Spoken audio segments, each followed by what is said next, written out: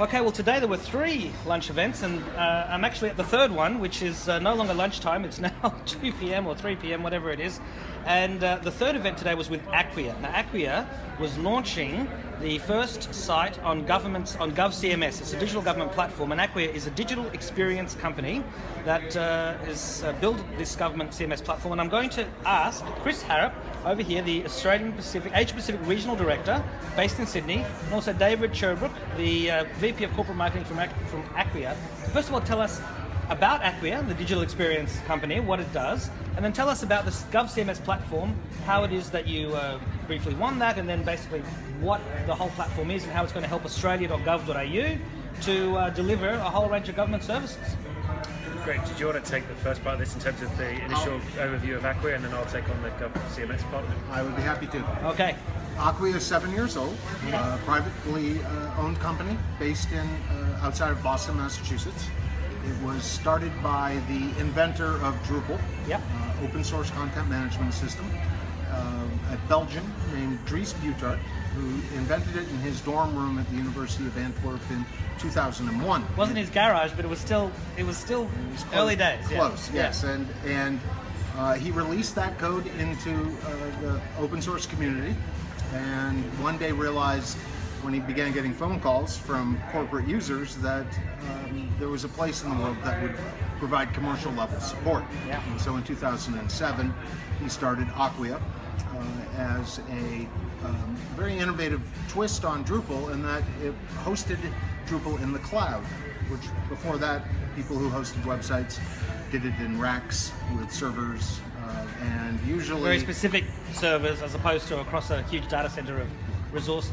And the big difference was that old model was very difficult to plan for, because that spike, that news event, that unexpected occurrence takes people offline. Could take your best day and turn it into your worst. And by putting it early into the cloud, he gave a level of ruggedness and scalability that really transformed the way that the web is hosted and built. Today, we think that web content management has turned into what some analysts call digital experience delivery, because it goes across multiple devices, phones to tablets to the desktop that we all TV, know and love. I mean everything, console, a lot. And also is seeing more of an integration between things like community, of course content, but as well as commerce. We're seeing a lot of e-commerce sites begin to transform around this digital experience vision. And so that's where we are, and Chris can tell you about what we're doing today with the government of Australia. Yeah, well clearly to be delivering a government site or platform, it has to be very robust, and so obviously you won the tender. But tell us a little bit about the exactly what govCMS is going to be doing at Australia.gov.au, and go for it.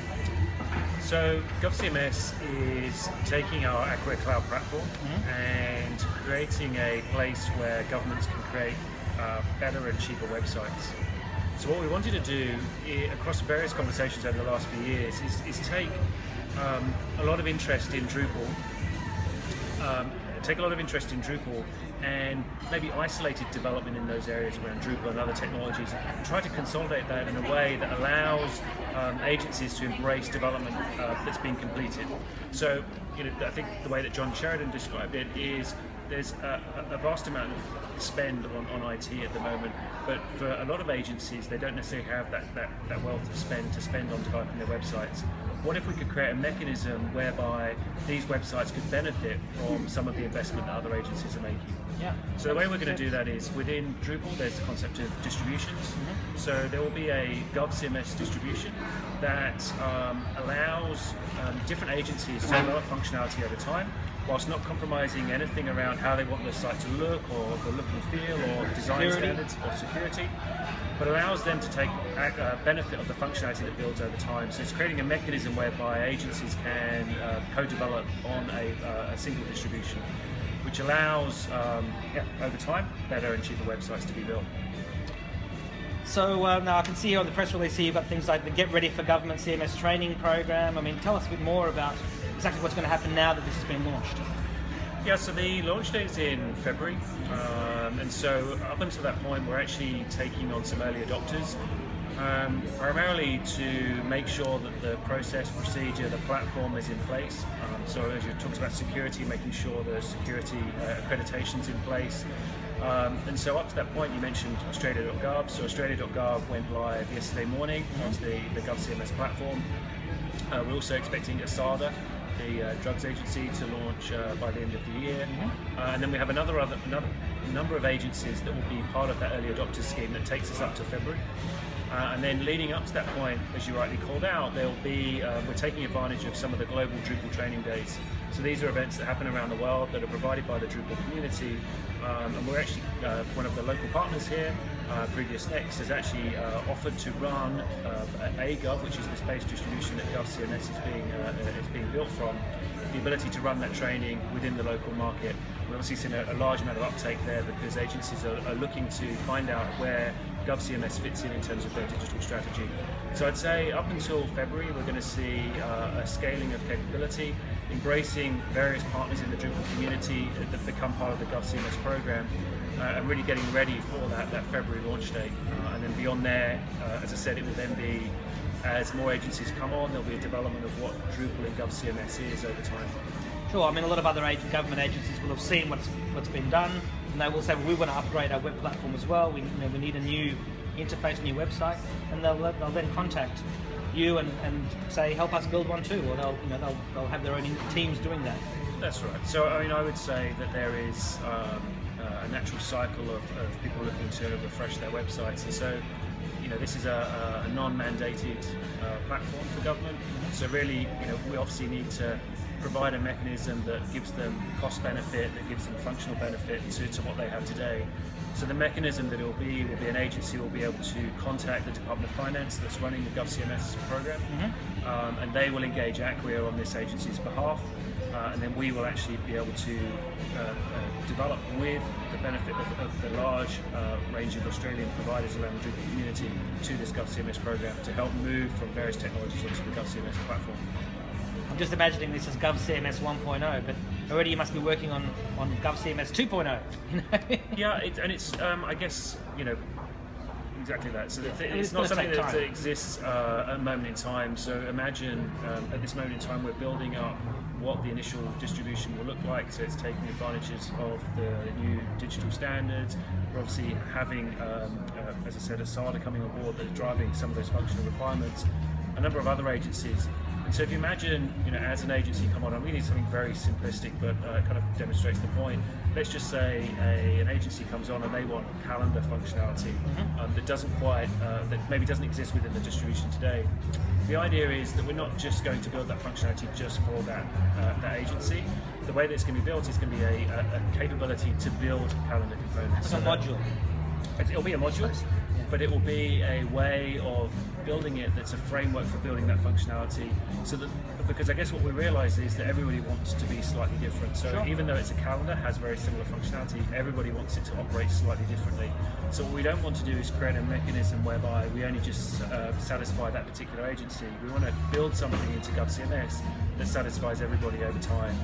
So this is where Acquia adds our own experience and background in making sure that what's being built for govCMS will operate for everybody going forward. So to your point about govCMS 1.0, 2.0, I'd more see it as an incremental build over time. So if I've got that spend to spend on my new website, I'm building module functionality. Once it's been installed into govCMS, all of the other departments that maybe don't have that budget to build can take advantage of that functionality. So over time we'll see an increasing the quality and functionality of every government website increasing over time. Well, as a citizen, it's great to see that government's deploying something that actually can be reused, inexpensively, as opposed to, we all hear the horror stories of multi-zillion dollar projects in government. So this is a good step. Yeah, and I would say, to kind of further elaborate on that point, I think that the concept of open source, there's kind of the benefit of the cost saving. So with open source, it's a break away from that traditional model of charging licensing fees for software. So obviously the government can take benefit of that.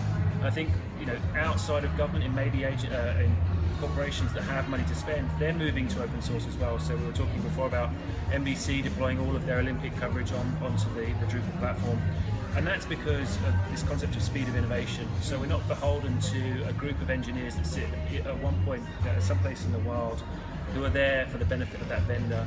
You are supported by a Drupal community that is always responding to the next great thing on the web. At kind of the speed of that innovation is there. And then where Acquia really fits in is if you have those benefits of that kind of freedom and that cost benefit, Acquia is really there to provide the backbone for the enterprise. So that kind of incredible growth that we've seen over the last 7 years has been the fact that you get the benefits of open source, but you also remove the risks around security and performance. That's where Acquia sits in and can really guide organisations. Have you had interest from state governments or other levels of government already? I would say it's run in parallel. So, here in New South Wales, we've worked extensively with the New South Wales government, so various number of departments here, so that Acquia works with all levels of Drupal. So we provide a platform that allows you to bring any Drupal site to. Mm-hmm. We support everything from the cloud infrastructure right up to the application, and even any custom code. So that's kind of really allowed these state levels to adopt. So what we saw is maybe a bit of a domino effect across New South Wales government. And the same up in Queensland with Brisbane City Council, with TransLink, and then down in Victoria with the Department of Human Services as well. And some of these must have been in train before this govCMS announcement. Correct, yeah. But equally, Drupal across federal government was widely adopted as well. So Department of Industry, Department of Employment and Education, these are agencies that have been using Drupal for many years successfully, and this is the next evolution of that use of Drupal. Sure. And just out of curiosity, who are some of your other non-government clients in Australia or around the world? I think the most vocal and that we're very proud of is Flight Centre. So Flight Centre were in that traditional mold of working with a large enterprise that had a stack of products that they would pull from. I think they realised with the web space that it's an area that's probably evolving beyond what those traditional vendors can provide. So they are moving on to, I think there are over 100 websites that are now built on Drupal. They're making that shift, and they're very happy and successful with the Drupal platform. Across Drupal, not specific to Acquia, you've got organisations like SBS, the TV network, that are shifting everything onto Drupal. They've spoken at Drupal conferences, and everyone's very impressed with the way that they've organised their Drupal deployment. And then even through to finance and insurance institutions, so both IAG and Suncorp both deploy all of their web capability onto Drupal as well. So we're seeing widespread adoption, not only in government but across all verticals really. Sure. Any final messages for IT Wire readers? I would say, obviously, if you're not part of the Drupal community, there is a saying within the community of come for the code but stay for the community, and I think that's kind of plays a big part, and that's where Acquia really fits in. I think we're not really necessarily someone that's, while we have access to corporations, we provide that enterprise face, we are fully part of the community and we want to support the community. So I'd say if you're looking to get into a space that's growing, if you're looking to get into a space that has a community, Drupal's the place to be. And David? We're just very, very proud to have the Australian government as a client. This is an amazing validation of our founder's vision, and it's going to be a very interesting project for us to roll out. Well, congratulations and thank you very much. Thank you. Thanks, Alex.